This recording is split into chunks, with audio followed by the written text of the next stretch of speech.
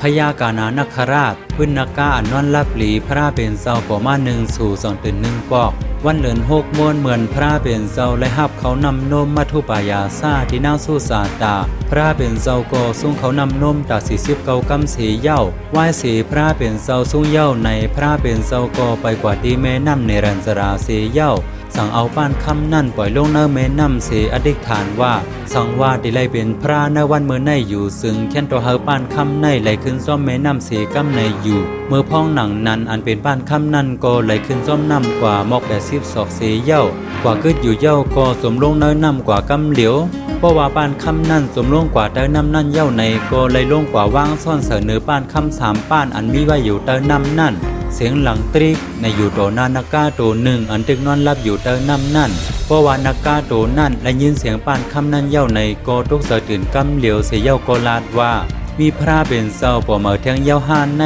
เมื่อว่าตึกปอมาสู่หนึ่งกล้วยเมื่อในซัมโบปอมาแทงสู่หนึ่งเย้าในอยู่เสยเย้าคางเอาตรงอันในคาเดมาใครในปื้นนากาโตใน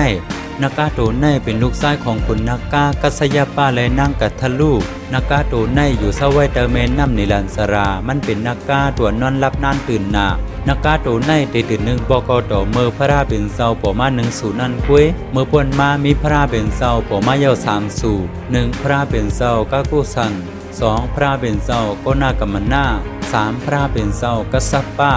ภายในนากาโตในสังไลมีไว้ป้านคำซ่อนกันไว้อยู่3 อันและแทงอันหนึ่งก็เป็นของพระเป็นเจ้าโกดัมมาเป็นป้านคำที่4เมื่อเหลียวมีซ่อนกันไว้อยู่4 อันในหมายถึงว่านากาโตในเมื่อปนมาไล่ทบพระเป็นเจ้ามาเย้า3 สู่4 สู่ว่าพระเป็นเจ้าโกดัมมาในและนากาโตในก็ได้มีอายุยาวกว่าถึงบานพระเป็นเจ้าอาลิเมเดยาเมื่อเหลียวนากาโตในมันก็ตึกนอนรับไว้อยู่พระเป็นเจ้าปอมา1 สู่มันสอนเดติน1 ปอกเวไลว่ามันในนอนเปิดพระเป็นเจ้าเดเย้าลองอันนากาโตในนอนรับยาวนานหนาในก็เป็นย้อนว่าเมื่อสัตว์ก่อนมันยามไรเป็นเจ้าสางมามันซ้ำและเฮ็ดวิยาเวซาบันเจ้ายาหันเขาแลแต่เสียมือมันตกบุญพรก็มันอ่ำไรนอนอิ่ม4 ปอกเฮ็ดให้มันเฮือตัวเฮือเสนามันสั่งไรย้อนสู้ไว้ว่าสังว่าตายกว่าเย้าในย้อนเฮาไรนอนอิ่มซ้ำปออ่ำฮู้ซักตื่นกำในอยู่ย้อนนั้นเพราะว่ามันตายซาเจ้าสางนั่นเย้าในมันไหลมาเกิดเป็นนากาโตในมันมีชื่อว่าพญากานานาคราชไหลมาเป็นลูกชายของขุนนากากัสยปาและนางกัททะรู